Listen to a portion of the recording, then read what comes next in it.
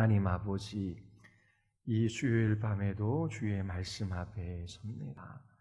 주의 말씀이 우리의 발에 등이 되게 하시고 우리 인생의 빛이 되게 하셔서 이 말씀으로 저희들이 순종하며 날마다 주님의 이름을 위하여 살아가는 주의 백성들 되게 하여 주시옵소서. 오늘도 이 딸을 통하여 우리에게 말씀하시는 주의 음성을 듣게 하여 주시고 저희들이 주의 길로 행하는 복된 그리스도인들로 나타나게 하여 주시옵소서. 주님께서 사랑하는 지체들을 말씀으로 붙들어 주시고 이끌어가 주시기를 간절히 원하오며 예수 그리스도의 이름으로 기도드리옵나이다. 아멘. 자, 사사기 12장입니다. 한번 펴보시고요. 자, 입다라고 하는 사사에 관하여 11장, 12장이 기록하고 있습니다. 입다는 여러분들 보시기에 어떠한 사람입니까? 해석은 하나이지만 적용은 다양할 수 있습니다. 이 입다라는 인물을 통해서 하나님께서 우리에게 무엇을 말씀하시는지 깨닫고 또 여러분들의 삶 속에서 적용하는 것이 필요하겠지요. 입다라고 하는 인물을 이해하는 것이 쉽지는 않습니다. 사사기에 나온 사사들도 다 그렇습니다. 입다가 하나님의 백성으로서, 하나님의 자녀로서 괜찮은 인물일까요? 아니면 그렇지 않은 인물일까요? 다윗 그러면 하나님 마음이 합한 사람이었어요. 모든 이스라엘의 왕의 표준이었습니다. 그럼에도 불구하고 다윗은 힘들고 어려운 삶을 살았습니다. 사울이라고 하는 왕이 자기 자신을 죽이기 위하여 오래도록 쫓아다녔어요. 자신의 조국 땅에도 머무를 수 없어서 이방 땅으로 피신까지 가지요. 또 그곳에 망명하여 자신의 조국인 이스라엘을 공격까지 하려고 했습니다. 그리고 아내들과의 관계도 그렇게 좋았던 것 같지는 않아요. 또 우리의 아내 밧세바를 자신의 아내로 맞아들였습니다.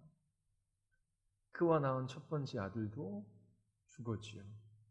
두 번째 아들인 솔로몬, 이스라엘의 위대한 그 다윗이 낳은 그 솔로몬뿐만 아니라 여러 명의 아들과 딸들이 있었습니다. 그런데 서로 죽고 죽이는 그 삶들을 살아가요. 그리고 솔로몬이 왕위를 물려받았지만 처음에는 하나님을 경외하며 하나님이 주신 지혜로 나라를 잘 통치하는 것 같지만 말년에는 수많은 채접을 두고 우상을 숭배합니다. 다윗의 인생도 그냥 그 인생 자체만 놓고 보면 그렇게 흠모할 만한 것이 없어요. 그래도 다윗은 성경적인 평가가 하나님의 마음이 합했던 사람이다라고 그렇게 평하고 있습니다. 여러분, 입다는 어떻습니까? 지난주에 11장 살펴보았지요. 긍정적으로 평가할 수 있습니까? 아니면 부정적으로 평가합니까? 제가 여러 권의 책을 한번 읽어봤는데 둘로 나뉘더라고요. 긍정적으로 입다의 신앙을 평가하는 해석이 있고 그리고 부정적인 눈으로 입다를 바라보는 눈이 있어요. 자, 여러분들은 입다 그러면 긍정적입니까? 그의 신앙에 있어서 부정적입니까? 자, 긍정적이다. 자, 오른손. 예, 부정적이다, 왼손. 어떻게 생각하세요? 자, 입다의 행정을 보면 긍정적인 측면도 있고 부정적인 측면도 있습니다. 그리고 협상하는 과정 속에서 이야기하는 것을 보면 그 원문에 따라서 입다가 야비하고 비열하고 이스라엘의 지도자가 되고 싶어서 막 탐욕을 부리는 그런 인물인 것 같지는 않아요. 이 입다는 길르앗의 기생에게 낳은 아들입니다. 이 길르앗이라고 하는 것이 지명이기도 하고 또 어떤 특정한 사람의 인물이라고 그렇게 해석하기도 해요. 이 길르앗이라고 하면은 지금 이 입다가 태어난 그 지명을 의미하는 것이지요. 그런데 길르앗이라고 하는 인물로부터 기생에게서 낳은 아들. 그러면 이 길르앗이라고 하는 이름을 썼으면 그 지역의 지명 이름을 자기 자신의 이름으로 가져다 썼으면 대단한 인물이었을 것이라 그렇게 해석하는 사람도 있어요. 그런데 길르앗을 한 인물로 보기도 하고 지명으로 보기도 해요. 길르앗을 지명으로 봤을 때에 길르앗의 기생에게 낳은 아들 그러면 입다라고 하는 사람은 아버지가 불분명하지요. 왜냐하면 기생도 괜찮은 표현이고 그 성매매하는 여인한테 태어난 그러한 아들입니다. 그럼 누가 아버지인지도 모르는 것이지요. 그런데 두 가지 해석이 있어요. 지명일 수도 있고 또 특정한 한 인물의 이름일 수도 있다. 아비멜렉은 기드온의 아들이지요. 아버지가 분명해요. 그런데 서자입니다. 적자가 아니에요. 그래서 서러움을 받지요. 그런데 이 입다라고 하는 인물은 출생이 더 불분명해요. 서자의 지위보다 더 낮은 것이지요. 그리고 자기 자신이 살던 그 길르앗 땅에서 쫓겨나 놋 땅에 거하게 됩니다. 그런데 하나 재미난 일은 이 놋 땅에 비류들이 몰려들어요. 이 장면을 읽어보면서 다윗이 생각이 납니다. 다윗이 도망 다닐 때에 헐벗은 사람, 굶주린 사람, 쫓기는 사람, 아무것도 가지지 못한 사람, 억울한 사람, 그런 사람들이 몰려들었거든요. 이 돛땅에 있는 입다에게도 불쌍한 사람, 억울한 사람, 괴로운 일을 당한 사람, 또 잃어버릴 것이 더 이상 없는 그런 사람들이 모여들었던 것 같아요. 전에 아비멜렉이라고 하는 사사는 돈을 주고 이 비류들을 고용했습니다. 자기 자신들의 용병으로 삼은 것이지요. 그러나 입다의 경우는 그가 사람들을 모은 것이 아니에요. 롭 땅에 입다라고 하는 인물이 있다라고 하는 소문을 듣고 가난하고 헐벗고 억울한 일을 당하고 또 아무것도 가진 것이 없는 사람들이 스스로 입다 주위에 몰려든 것입니다. 이렇게 몰려들었을 때에는 입다에 사람 됨됨이가 있지 않을 것 같아요. 그렇죠? 그에게 가면 먹고는 살 수 있을 것 같다. 한 인물에 대한 기대와 소망이 있었기 때문에 이 입다 주위에 사람들이 몰려든 것이 아닌가. 그렇게 생각해 볼 수 있습니다. 그리고 암몬이 이제 이 길르앗을 쳐들어와요. 그때에 길르앗 장로들이 자신들의 힘으로는 감당이 안 되는 것입니다. 또 입다를 몰아냈던 적자들이 있었을 거 아니에요. 길르앗의 아내로가 낳은 소생들이 있었을 것 아닙니까? 그러면 길르앗이 위대한 인물이라면 그의 아들들도 한 자리씩 하고 있었겠지요. 그런데 이 길르앗의 적자 아들들이 이 암몬과의 전쟁에서 어떤 공을 세우거나 아니면 이러한 나라의 위기에서 어떻게 했다는 얘기는 전혀 없어요. 길르앗 장로들도 그 지역의 대표적인 인물이면 이러한 이민족의 침입에 앞서서 어떻게 해야 될 것인가 고민하고 군사를 모으고 전쟁터에 나가야 되지요. 그런데 아무리 생각해 보아도 자신들에게는 이 군사들을 이끌고 전쟁터에 나갈 장군이 없는 거예요. 인물이 없는 것이지요. 그런 가운데 생각해낸 인물이 누구입니까? 입다입니다. 그래서 이 돛땅까지 입다를 찾아가요. 이렇게 입다를 있다라고 하는 것도 이 있다가 용사의 기질, 장군으로서의 어떠한 실력들을 가지고 있기 때문에 이 입다를 찾아간 거겠지요. 그래도 이 입다를 찾아가면 하나님께서 이 입다를 통해서 우리를 구원해 줄 수 있지 않을까라고 하는 기대감 없이는 자신들의 손으로 내쫓은 이 입다를 찾아가지는 않았을 것이라고 생각이 되어집니다. 그리고 독당에서 입다가 자기 자신에게 찾아온 이 비류들과 함께 못된 짓을 했다라고 하는 그런 기록이 없어요.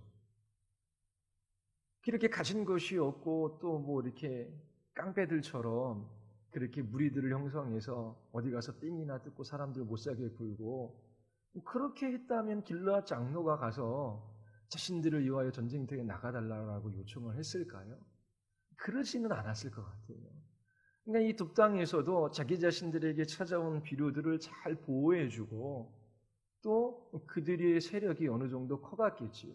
그리고 아마도 그 지역에 있는 사람들을 지켜주고 그 지켜주는 대가로 어느 정도 그렇게 물질적인 혜택을 받으며 이 독당에서 이 입다가 살아가지 않았는가 이제 그런 생각을 해볼 수 있습니다. 이 길르앗 장로들이 입다를 찾아와 자기 자신의 장관이 되어달라라고 그렇게 이야기를 합니다. 입다가 길르앗 장로들의 청에 쉽게 응하지 않죠. 왜냐하면 자신을 쫓아낸 사람들입니다. 자신들의 일은 자신들이 해결해야지 왜 여기까지 찾아와서 자기 자신에게 이렇게 군대 장군이 되어달라고 요청하느냐 반문하지요. 이 롭당은 이 유대의 동북 쪽에 있었습니다. 또 암몬과도 가까이 있었고요.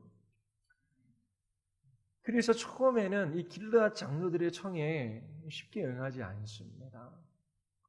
그러나 장로들이 머리로 삼아주겠다라고 하는 그 약속을 합니다. 이 입다라고 하는 인물도 그런 기생에게서 태어났고 또 보잘것없는 사람으로 평가받았었는데 자신의 인생을 역전할 기회가 된 것이지요. 그래서 기꺼이 장군이 되어서 암몬과의 전쟁터에 나가겠다라고 그렇게 응합니다. 그리고 나서 또 하나는 이제 하나님께 서원을 하는 것입니다. 전쟁에서 이기고 돌아올 때에 자신을 첫 번째로 맞아주는 그 사람을 하나님께 번제로 바치겠다라고 약속을 합니다. 이 번제에 대한 이야기도 두 가지 해석으로 나누어지더라고요. 정말 번제로 바친 것이 아니라 그렇게 여호와께 바쳐져 평생 결혼하지 않고 그렇게 홀로 살아가게 한 것이다. 이제 그렇게 해석을 하는데 본문 흘러가는 것을 보면 번제로 드린 것이 맞은 것 같아요. 이처럼 몰렉을 섬기는 그런 이방 사람들이 인신 제사를 드렸지요. 그런데 하나님께서 이러한 제사를 기뻐할 리가 없습니다. 무엇인가 하나님 앞에 하나님이 기뻐하실 만한 무엇인가를 내걸고 나에게 이것을 주면 제가 이것을 드리겠습니다. 그렇게 선언한 결과이잖아요. 하나님께서 우리에게 무엇인가를 받으시고 그것 때문에 우리에게 무엇인가를 주시는 분이 아니지요. 하나님을 우상 취급하는 것입니다. 그러니까 입다는 하나님에 관한 지식이 그렇게 깊지 않았던 것 같아요. 그리고 또 하나는 아마 롭 땅에서 한 20년 정도 살았을 것으로 추정되어집니다. 그 땅이 이방 땅이고 또 암몬하고 접경 지역이거든요. 그 20년 동안 이방 사람들이 자기 자신들의 신을 섬기는 그러한 우상 숭배의 영향을 어느 정도 받지 않았나 그렇게 생각해 볼 수 있습니다. 그래서 옛날에 맹모 삼천지교 뭐라 그러죠? 맹모? 네, 삼천지교라나. 그 어머니가 아이에게 좋은 교육을 제공하기 위하여 이사를 여러 번 하잖아요. 그냥 환경과 또 어떤 사람을 만나느냐에 따라서 그 아이의 미래가 결정된다라고 생각했기 때문이지요. 이러한 환경과 상황이나 사람에게 사람들은 분명히 쉽게 영향을 받습니다. 그래서 좋은 그리스도인들과 교제하고 또 교회 가까이 살며 그렇게 기도하고 하나님의 말씀을 배워가는 것은 너무나 중요한 일이지요. 이따는 이처럼 롭 땅에서 이방의 그런 종교와 문화들을 접했던 것이지요. 그리고 여호와 하나님도 이 이방신이 좋아하는 것처럼 인신 제사를 좋아할 것이라고 하는 착각을 한 것입니다. 그리고 이처럼 조건하에 하나님께서 자기 자신에게 승리를 준 것으로 또 오해할 수도 있는 거잖아요. 하나님은 그런 하나님이 아니신데요. 레위기 20장에 보면 우리 같이 한번 찾아볼까요? 이 인신 제사에 관해서 이스라엘 자손들에게 하나님께서 말씀하신 것이 있어요. 레위기 20장입니다. 레위기 20장 1절에서 3절까지 말씀입니다.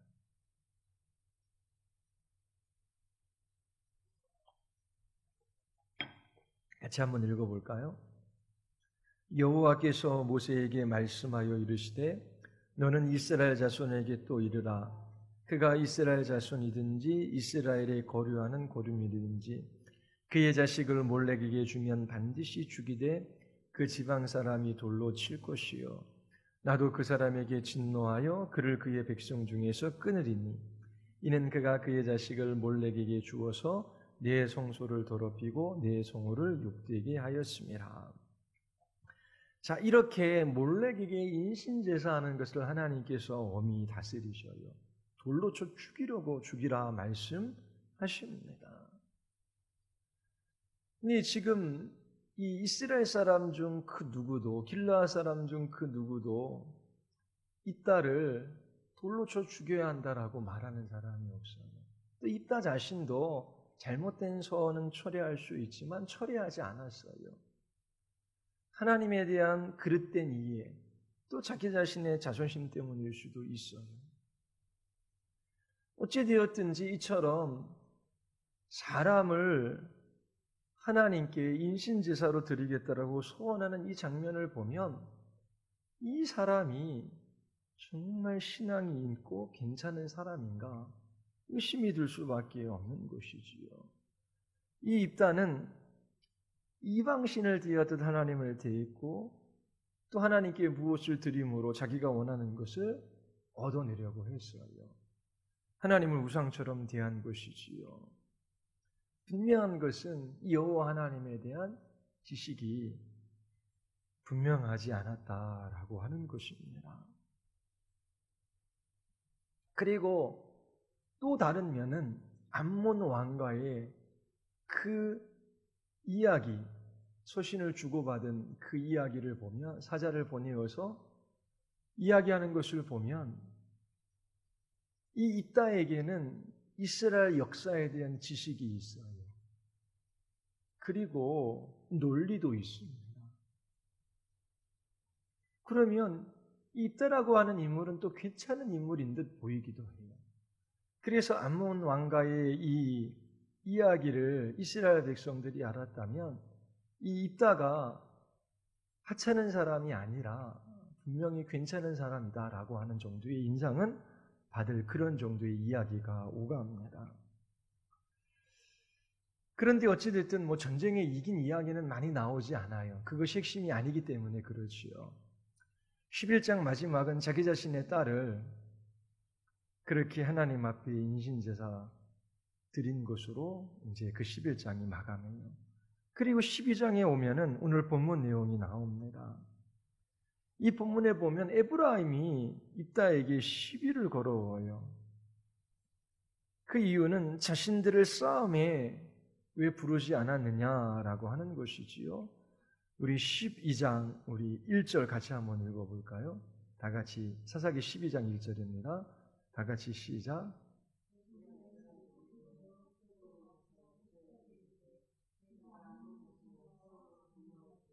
어찌하여 우리를 불러 너와 함께 가지 아니하였느냐? 우리가 반드시 너와 네 집을 불사르리라 하니라. 자, 이것도 좀 웃기는 장면이지요. 기드온 8장에, 여기 사사기 8장에 보면 기드온에게도 에브라임 지파 사람들이 찾아와서 따집니다. 그때 기드온이 수완을 발휘해서 에브라임 사람을 달래지요. 그런데 오늘 장면은 좀 더 다릅니다. 에브라임 사람들이 주도권을 잃어버릴 것을 걱정하였든지 어찌된 일인지 입다에게 따져 물어요. 왜 이 전쟁이 우리를 부르지 아니하였느냐. 그러면서 협박합니다. 우리가 반드시 너와 네 집을 불사르리라. 너의 가문을 아주 멸절시켜 버리겠다라고 그렇게 협박을 하는 겁니다.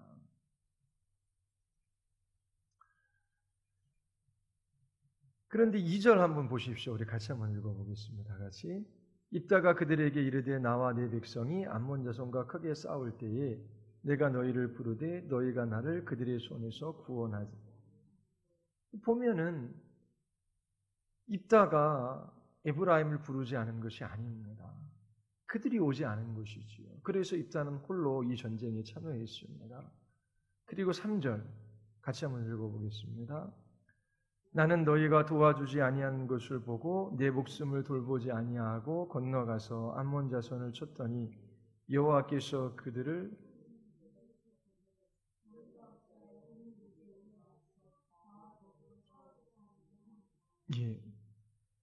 보십시오. 돕당에서 그래도 어느 정도 안정적인 삶을 입다가 살아갔어요. 그리고 주위에 자신을 흠모하여 모여든 사람도 있었습니다. 그런데 길르앗 장로들이 자신을 이 전쟁에 부른 거예요. 전쟁에 참여해서 이겼습니다. 그런데 하나님 앞에 그릇된 소원을 하고 자기 자신의 딸을 번제물로 드립니다. 너무나 고통스러운 일이었지요. 그런데 거기에다가 에브라임 지파 사람들이 큰 군대를 이끌고 길르앗을 협박하는 것입니다. 그리고 그 협박도 정당하지가 않아요. 너무나 억울한 일이지요. 12장 4절 한번 읽어보겠습니다. 입다가 길르앗 사람을 다 모으고 에브라임과 싸웠으며 길르앗 사람들이 에브라임을 쳐서 물리쳐. 이는 에브라임의 말이 너희 길르앗 사람은 본래 에브라임에서 도망한 자로서 에브라임과 므낫세 중에 있다 하였습니다. 자, 너희 길르앗 사람은 본래 에브라임에서 도망한 자다. 지금 길르앗 사람들을 하찮게 여기잖아요. 자, 너희들 결국 우리 지파에서 도망해서 이곳에서 그렇게 한 마을을 이루고 있는데 너희들은 정말 보잘것없는 사람들이 아니냐. 우리 에브라임 사람에 비하면 너희 군대도 보잘것없고 또 너희 그렇게 모여서 살아가는 그것도 너무나 하찮은 거 아니냐. 그러면서 자존심을 건드립니다. 너희는 도망한 자이고 너희는 실패자이고 너희는 아무것도 아니다. 그렇게 이야기를 하는 것이지요. 그때 입다의 마음에 욱하는 것이 분명히 있었습니다. 보십시오. 전쟁에는 이겼어요. 그런데 다른 번제물로 바쳐졌습니다. 그리고 큰 지파, 이 나중에 북이스라엘을 이를 때 에브라임이 이제 주된 지파가 됩니다. 사마리아를 중심으로 해서 거점을 잡았던 지파이지요. 이런 거대 지파가 길르앗 사람들을 협박하며 모욕하고 있습니다. 그때 입다가 이 길르앗 사람들을 쳐 죽입니다. 그게 이제 5절 6절인데요. 우리 같이 한번 읽어보겠습니다. 다 같이 시작.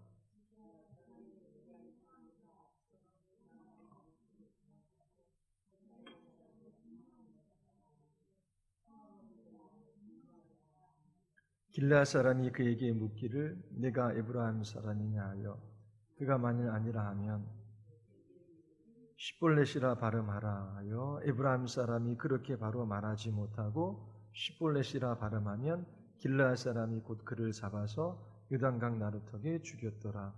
그때 에브라임 사람 42,000명이었더라. 같은 동족입니다. 42,000명이면 엄청난 숫자이지요. 에브라임 사람을 구별하기 위하여 시볼렛, 곡식이라고 하는 그런 의미를 가지고 있는 단어인 것 같아요. 저쪽 경상도, 특히 대구 지역에 사는 사람들한테 쌀 발음하면 뭐라 그래요? 살 그러잖아요. 아, 이 사람은 경상도 사람이구나. 쉽게 구분하는 것처럼 시볼렛 해봐라. 근데 그 발음을 잘 못하는 거예요. 구분해내가지고 42,000명이나 되는 이 에브라임 사람을 죽인 것입니다. 자, 입다의 한번 일생을 한번 보십시오. 그리고 나서 7절에 보면 사사가 돼서 된지 6년이지요. 그때 입다가 죽어서 그의 성읍에 장사됩니다. 오래 사사로 통치한 것도 아니에요. 이 입다라고 하는 인물을 성경에서 기록하고 있습니다. 히브리서 11장 32절에 보면 기드온, 바락, 삼손, 입다, 다윗, 사무엘, 선지자들의 일을 말하려면 내가 시간이 부족하리로다. 이 히브리서 11장에도 나오는 인물입니다. 이 입다라고 하는 인물을 보면 애매해요. 정말 나쁜 사람이다. 그렇게 악하고 나쁜 사람인 것 같지는 않아요.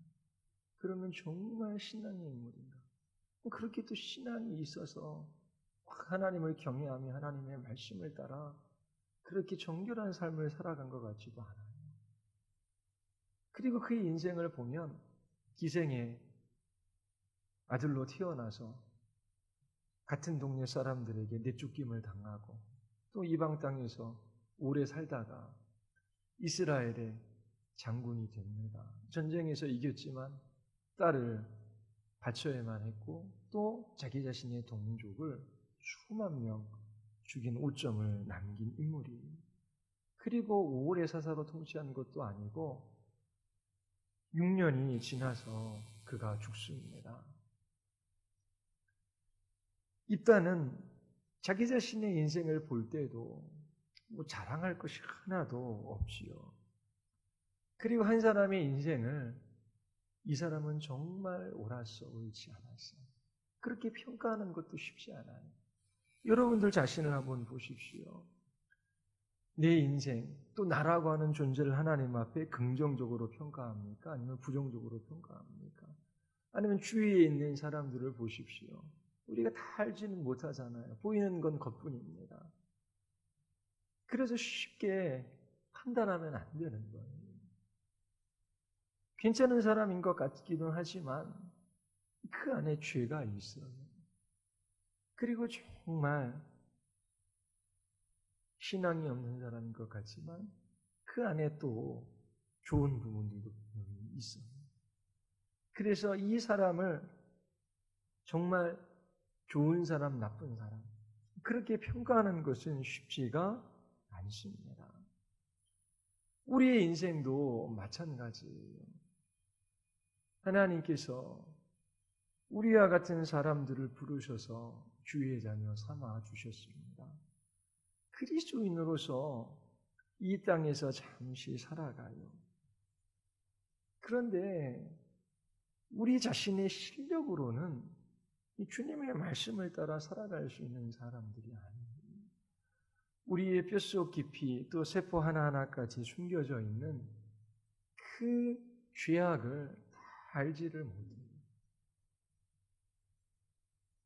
그런데 하나님께서 그러한 사람들을 부르신 것입니다. 이러한 인생들을 부르셔서 하나님께서 행하시는 일이 있어요. 우리 고린도전서 1장 한번 찾아보겠습니다. 고린도전서 1장 22절서부터 29절까지.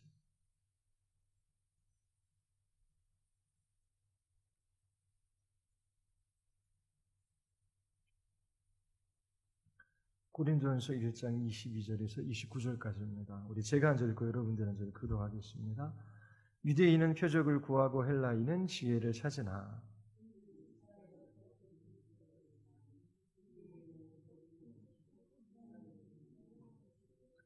오직 부르심을 받은 자들에게는 유대인이나 헬라인이나 그리스도는 하나님의 능력이요 하나님의 지혜니라.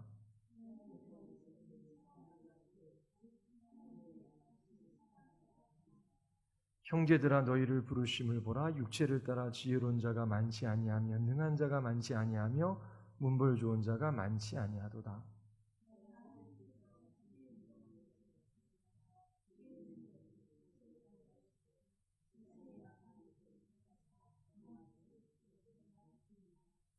하나님께서 세상에 천한 것들과 멸시받는 것들과 없는 것들을 택하서 있는 것들을 폐하려 하시나니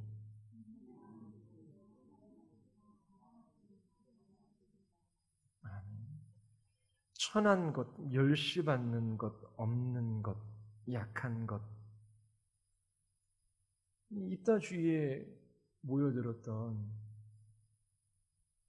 그러한 그 비루들과 별반 다를 바 없는 묘사이거든요. 그래서 이따를 메시아적 인물로 그렇게 해석하는 그런 성경 해석도 있습니다. 자, 우리도 말도 안 되는 사람이 불과해요. 고린도전서 1장 23절에 이방인들에게 십자가에 못 박힌 그리스도가 미련한 것이라고 합니다. 이 미련한 것이라고 하는 것은 뭐 지혜 없다, 이제 뭐 그럴 수 있지만 이 시대의 그 언어적 의미는 말도 되지 않는 거예요. 그리고 고린도전서 1장 27절이 하나님께서 세상에 미련한 것들을 택하사 지혜 있는 자들을 부끄럽게 하려 하시고, 이 미련한 자라고 할 때 말도 되지 않는 사람들을 택하셨다라고 하는 것입니다. 하나님께서 인생을 향하여 말씀하셔요. 너희들은 말도 되지 않는 삶을 살아가는 비참한 자들에 불과하다. 사람들이 소망하고 꿈꾸고 가치 있게 여기고 의미 있게 여기고 자기 자신들에게 주어진 삶의 기회들을 어디에다 사용하는지 한번 보십시오. 인생을 향하여 진지하게 고민하는 듯 보이지만 무엇을 위하여 어떻게 살아가야 할지도 알지 못해요. 조금 생기면 그것을 가지고 자기 자신을 즐겁게 하는 데 사용하는데 그 즐거움도 참된 즐거움일 수 없는 것이지요. 인생 자체는 하나님 없으면 말이 안 되는 거예요. 그리고 그 인생에 어떠한 목적도 의미도 가치도 찾을 수 없어요. 그러니까 하나님 떠난 모든 인생은 입다처럼 말도 안 되는 인생을 살아가는 사람들입니다. 그런데 하나님께서 말도 안 되지 않는 우리와 같은 인생들을 택하셨어요. 하나님께서 입다를 잠시 사용하십니다. 이스라엘을 암몬으로부터 구원해 내시지요. 하나님의 영이 그에게 잠시 머물러요. 우리는 기도원을 비롯한 이 이스라엘의 사사들을 평가할 때에 좋은 사람, 나쁜 사람, 신앙이 있는 사람, 없는 사람 그렇게 쉽게 평가하기는 어려운 것 같아요. 왜냐하면 그 사사들 속에 우리들의 모습을 볼 수 있기 때문이죠. 그리고 오늘날에도 한 인생을 평가할 때에 우리가 저 사람은 괜찮은 사람, 저 사람은 괜찮지 않은 사람, 그런 판단의 목은 우리에게 달려있는 것이 아니에요. 판단은 하나님께서 하시는 것이거든요. 그런데 하나님께서 보시기에 미련한 것, 아무것도 아닌 인생들 주께서 택하셔서 부르시고 주의 자녀 삼아 주신 것입니다.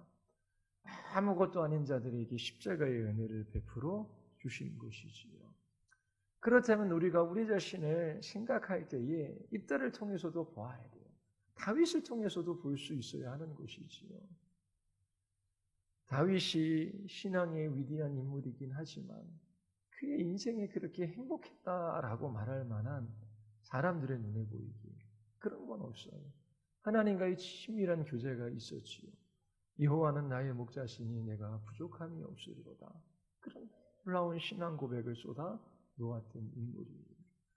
그가 하나님과의 친밀한 교제 속에서 그렇게 하나님 앞에 살아가려고 몸부림쳤던 것 외에 그의 왕위가 부러웠겠습니까? 그가 거느린 아내들이나 수많은 재산이나 군사력이나 아니면 그가 차지한 땅이 부러웠겠습니까? 부러워할 것이 아무것도 없어요. 있다면 그가 하나님과 함께 동행하며 살아갔던 그 삶의 모습들입니다.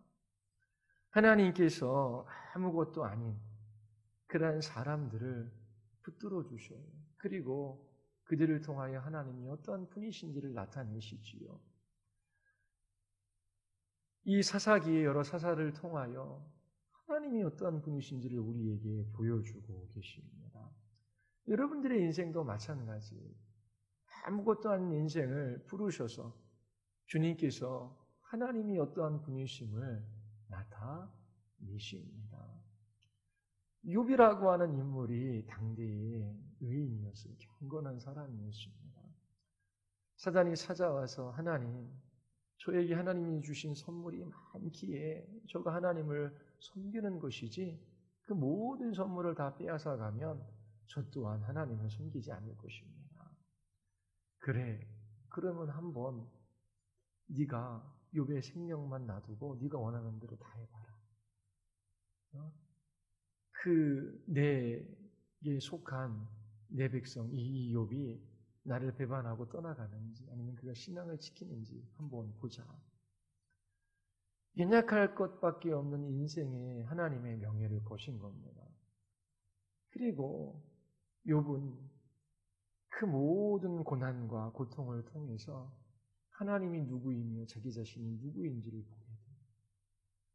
그러면서 그 하나님 앞에 철저하게 자기 자신을 부인하게 되지요.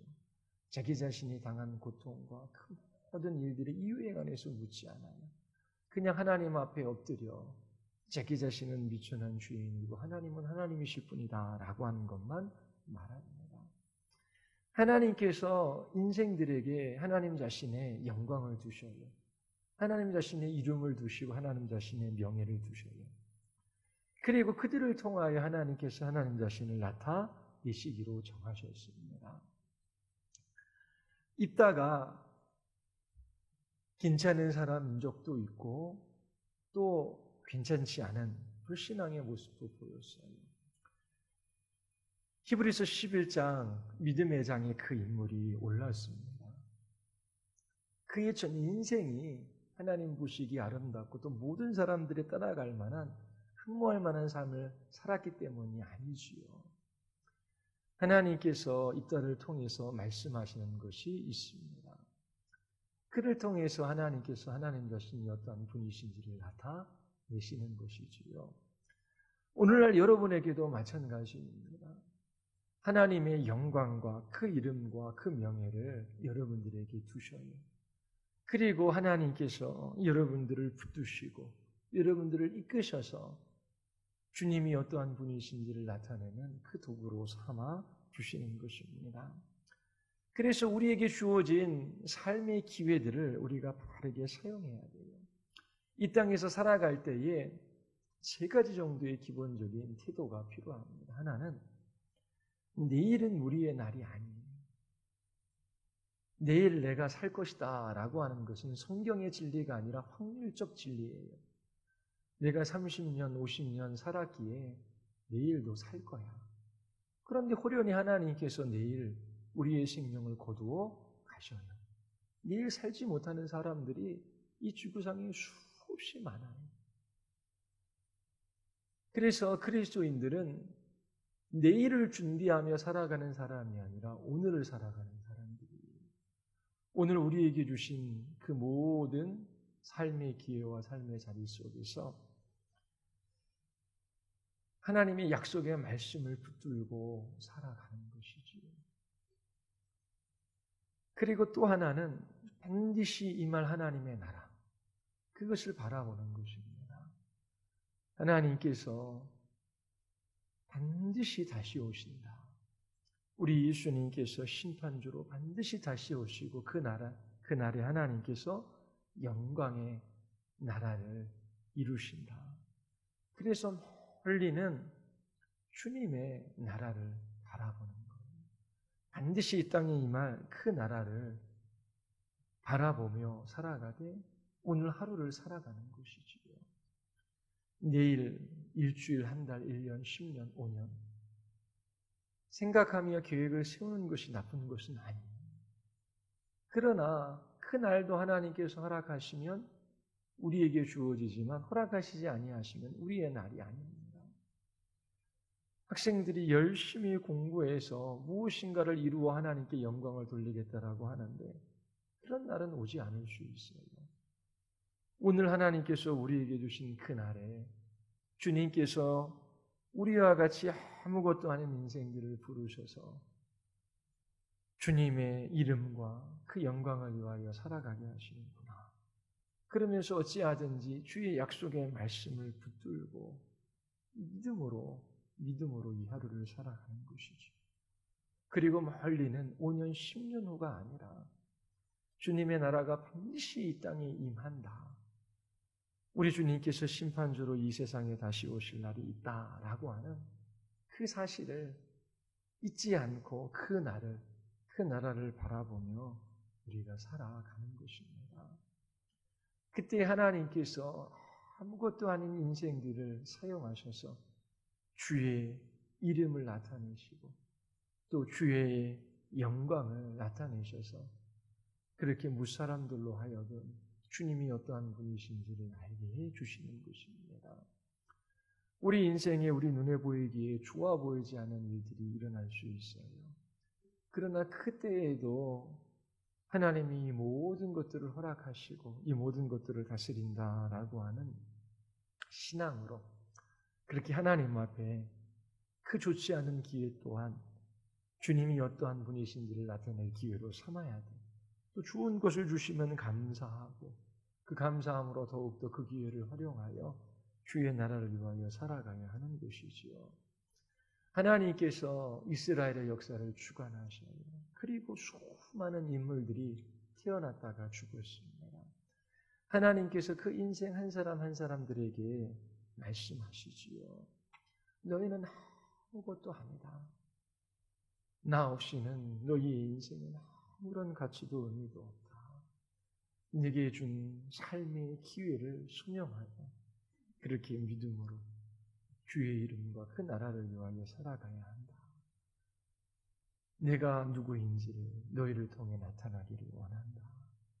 너희가 그 삶의 길을 통하여 그렇게 나를 인정하고 나의 약속의 말을 따라 믿음으로 살아가야 한다라고 말씀을 주셔요.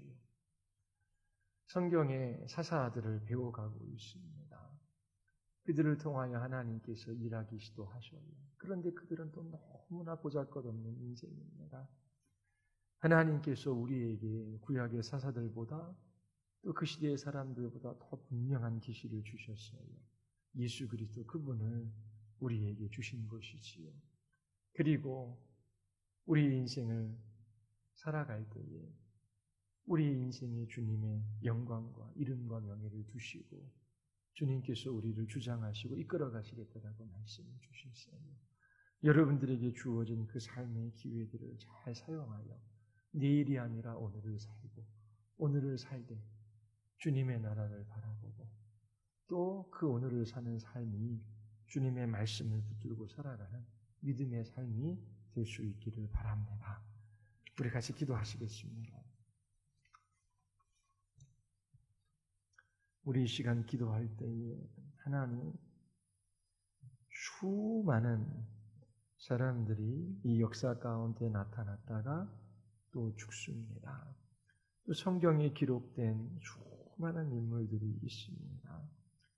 그리고 또 우리에게 말씀하시는 이러한 사사들이 있습니다. 하나님 참으로 아무것도 아닌 인생입니다. 주님께서 주님의 영광과 그 이름을 위하여 그들을 거기에 두셨는데 하나님 우리도 아무것도 아님을 고백하게 하시고 오늘 우리에게 주어진 삶의 기회들을 바르게 사용하게 하여 주시옵소서.